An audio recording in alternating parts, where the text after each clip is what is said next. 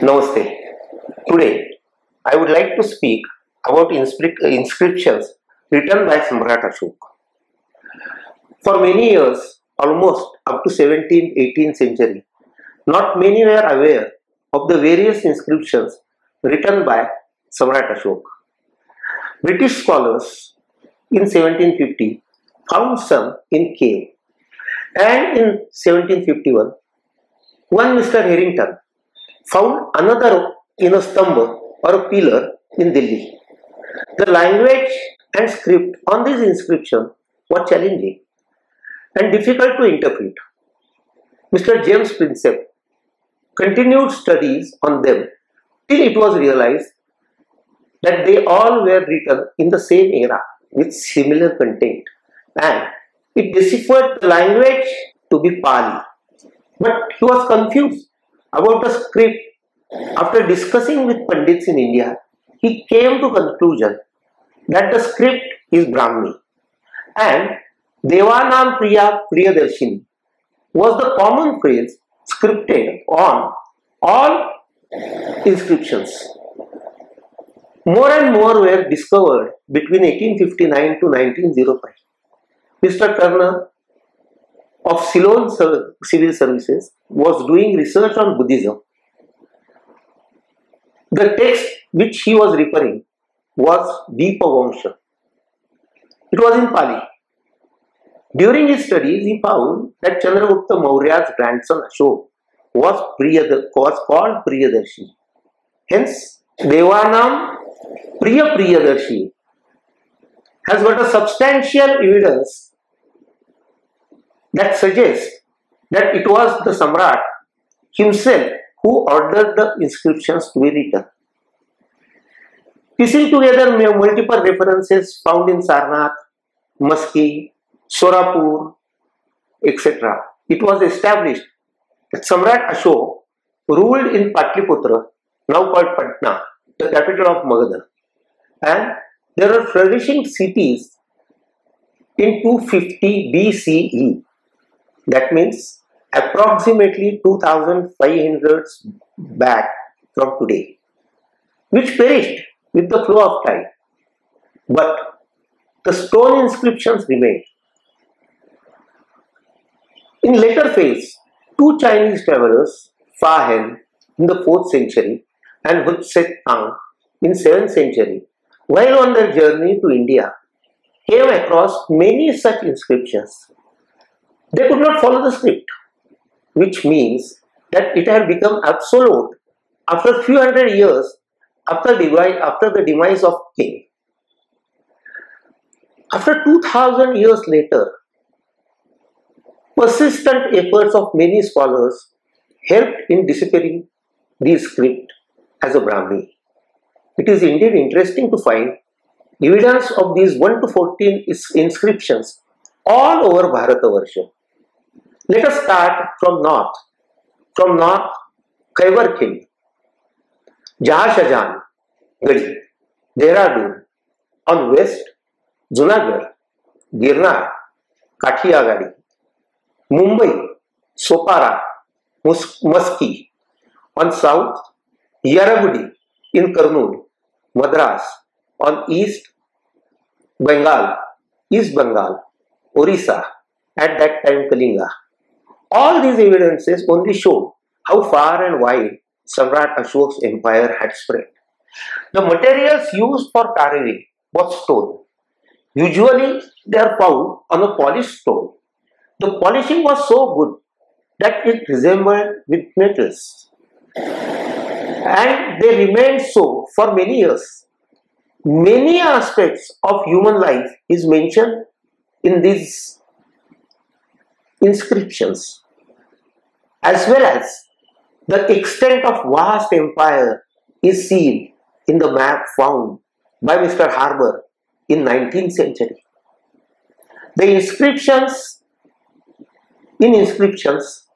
his neighboring countries, their rulers are also mentioned, and they are as follows.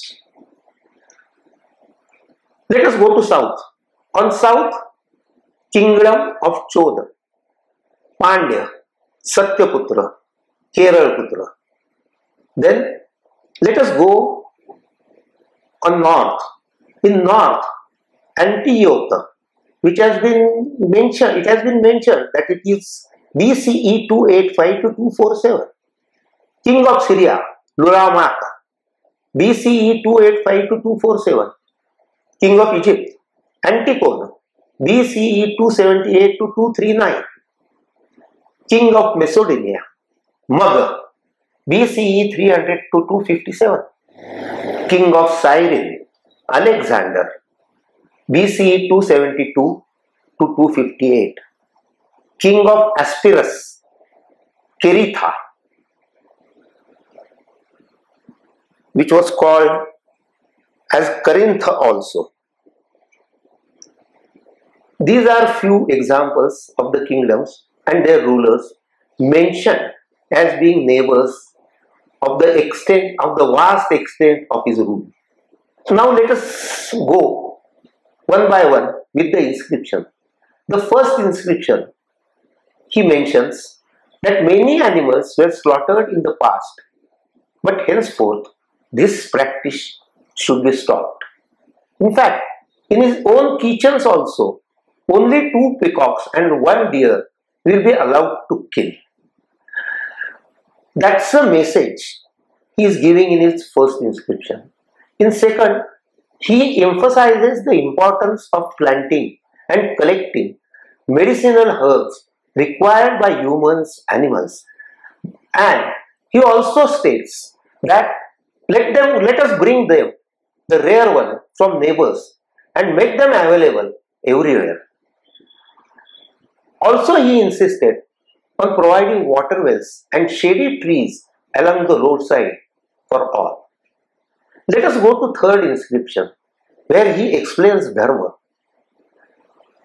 What dharma means? According to him, dharma means serve and respect your parents, elders, friends, relatives, and honor and take care of them. So also, he says, Brahman means a very learned one.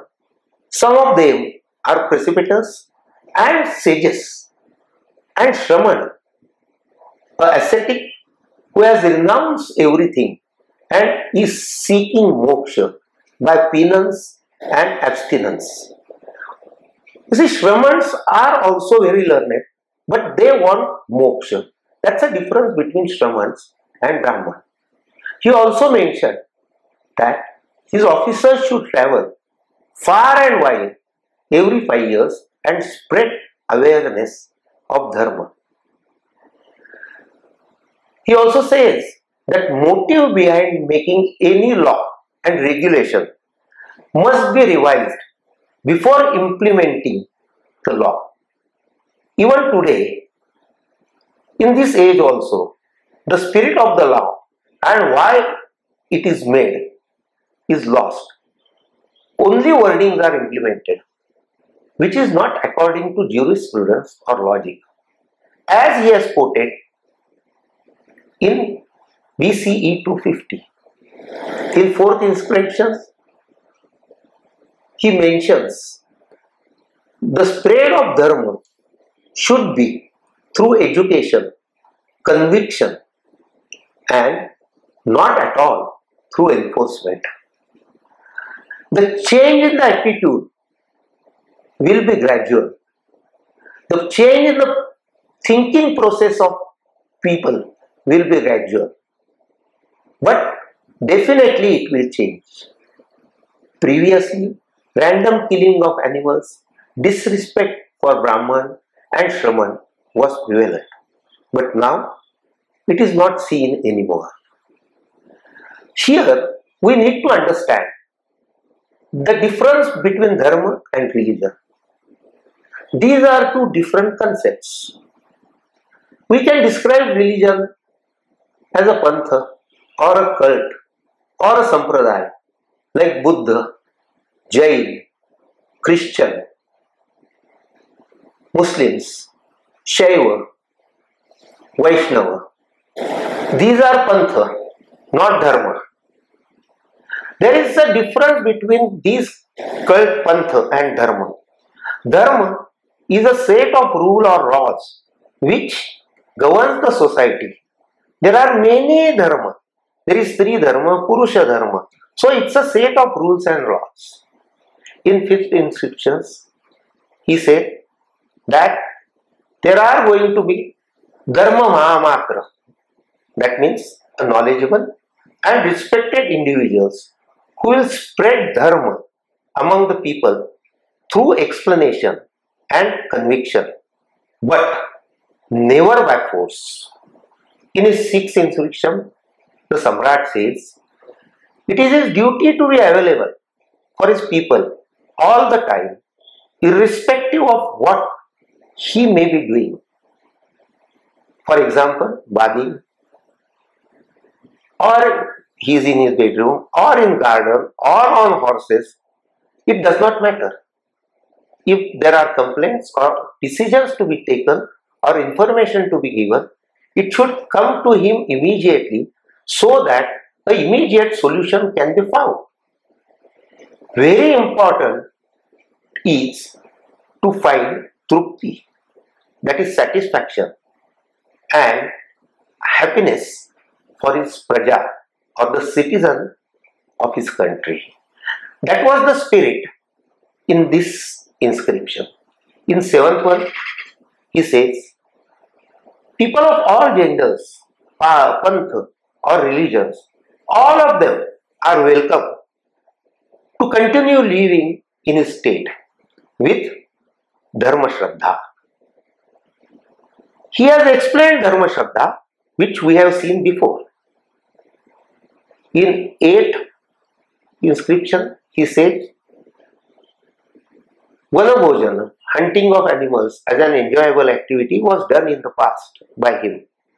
However, it is no more practiced by him. Instead, whenever the king goes to the forest, he gives Brahman, Shraman, seeks their advice on how to adhere the Dharma. In 9th inscription, he mentions that various rituals are practiced in celebration, like marriage or birth of child, or in the difficult situations also, to seek solace. When a person is very ill, they also do many of the rituals. Interestingly, he points out, mostly women are into these rituals. But according to him, this is not worthwhile. Instead, it would be better to practice Dharma. Again repeating its principle. The principles are same. Correct behavior, honoring and respecting parents, teachers, elders, caring for animals, looking after Brahman and Shraman. So, his definition of Dharma was very simple. In 10th, the king states that Dhana, monetary or financial sufficiency, is important to follow Dharma. Dhana means artha, means finance, is as important as Dharma. Appropriate and correct way of living is Dharma. Satisfying physical or bodily needs is Kama. And renouncing all worldly pleasures is Moksha. These things are also mentioned in Upanishad. In fact, as far as Artha is concerned, in Mahabharata, there is one sentence, Purusho Arthasya Dasaha. Samrat Ashoka has also given the same importance to wealth.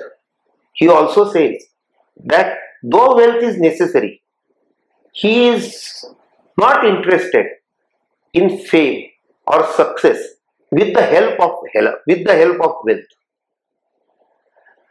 In 11 is the same as the 10, just following the rules of Dharma and what has aspires and how you can be happy.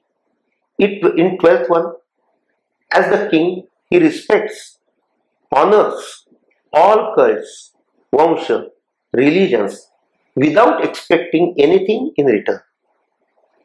However, for all these cults should live in harmony. Practicing Vaksayam is profound value. What is Vaksayam? Sayam is restraint. Vak is spoken words. So, he says, we must refrain ourselves from hurtful speech. In practice, Samrat says, do not criticize or demean other persons. At the same time, do not unnecessarily glorify or praise your own cult, because unknowingly you might be hurting the feelings of others and humanity at large. It would instead be advisable to have interactions, dialogues, where ideas, principles and thoughts are exchanged. In turn, knowledge expands. In Upanishad,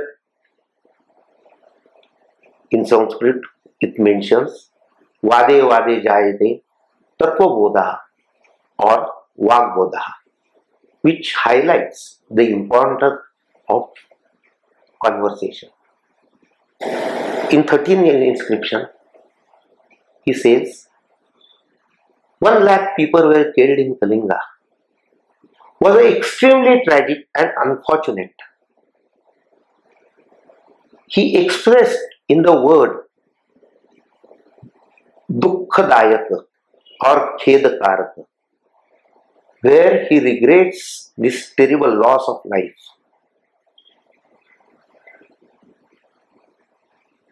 That may be the reason why the king turned away from killings towards ahimsa, non-violence, and sat, truth or righteousness. Both these together are integral part of dharma. The senseless loss of humanity pained the king extremely. His struggle to find the correct path led him towards Sat Viveka Buddhi, following the path of truth, righteousness with love, respect and care for all. Karmakanda and rituals were being followed by many religions and funds. Yavan, he mentions, of 5 countries, that means the European countries, where there are no Brahman, Shraman or Yati. Ashoka says, accept them also and treat them with honor. There is in 14th one, there is again a repetition of principles of dharma. And this repetition of principles of dharma in each and every inscription, perhaps to show how keen the Samrat was trying to emphasize the importance of ahimsa and satya, truth. Society and the formation based on prema, that means love and care, daya, compassion, mardava, kindness, generosity. All humans are bound by these 4 characters, which forms a flourishing society. War divides people, raises emotions like krodha, anger, nishturta, unkindness, insult, bitterness, dvesha, matsara, jealousy. War creates these antisocial feelings, as he has mentioned in the Stambha. Dharma, that means respect, honor, etc., has been repeated. Also Brahman and Shraman, and to honor them has been repeated. But there is mention of Yati also.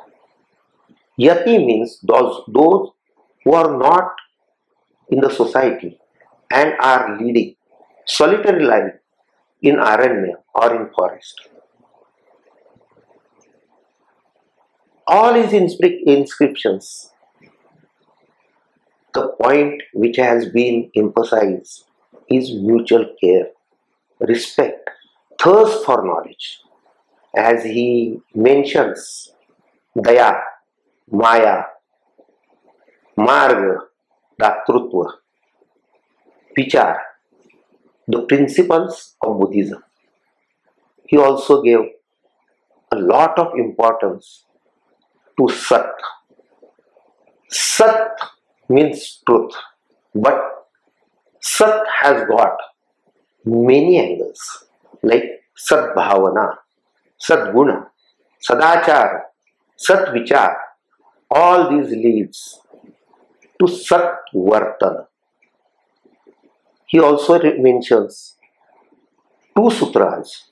One is Anagata Bhayani and another Raulo Vada Sutta while studying Buddhism. Sutta 1, Anapekshita Sankata, unexpected calamity which can occur suddenly. So do not waste your time in reaching your goal or dheya. This is Sutta 1. Sutta 2, Kaya Vacha Mananena, analyze your behavior, working methods, lifestyles from all angles and in every aspect, so you do not make mistakes or repeat them. Apart from these, a lot of smaller inscription stones were found. As far as 1300 miles away from Samrat Ashok's capital, Patna, Afghanistan gave the French the exclusive excavation rights to Kandahar, at that time called Kandahar, and during these excavations, startling discoveries of these smaller inscription stones were made. An excavation was carried in 1930s under Alfred Foucher, in which he unearthed the stone inscription in Greek, Aramaic and Brahmi scripts. Only one of these inscriptions was related to Samrat Ashoka. This was a small triangular stone found in 1930 at Lagman near Jalalabad. This particular inscription was carved in Aramaic language. After its inspection, it was discovered that content was from Samrat Ashok's inscription and was transliterated into Arabic. Later, in 1958, an inscription was found near Herat. These inscriptions contained Samrat Ashok's commands written both in Greek and Aramaic. An interesting fact on this inscription is that in Greek, Samrat Ashok is named as Piyodesa, and the message on the inscription states that this is the 10th year of Samrat Ashok's reign. 5 years later, one more inscription was found near Kandahar. This was completely in Greek and contained the end part of the 12th and beginning part of the 13th inscriptions. In the same year, an inscripted stone was found in the bazaar of Kandahar. This inscription had a part of 7 stamba carved on it in Aramaic. This shows us that Samrat Ashok had during his reign ordered stone inscriptions to be placed as far away as Kandahar. This is only a brief introduction to some aspects of the 14 Shilalik inscriptions. which we know of Samrat Ashoka. We know Samrat Ashoka because Ashok Chakra is a part of our national flag. Many more details of the Shilalekhs give great insights into various angles of Buddhism and Samrat's thinking. I have tried to explain Samrat's teaching, way of his thinking, in short today, through the study of inscription. Our institute, Bhandarkar Oriental Research Institute, has got many literary evidences about these inscriptions. At the same time, we have got many books about Buddhism. Next time, I would like to speak about Buddhism and Samrat Ashoka. Thank you.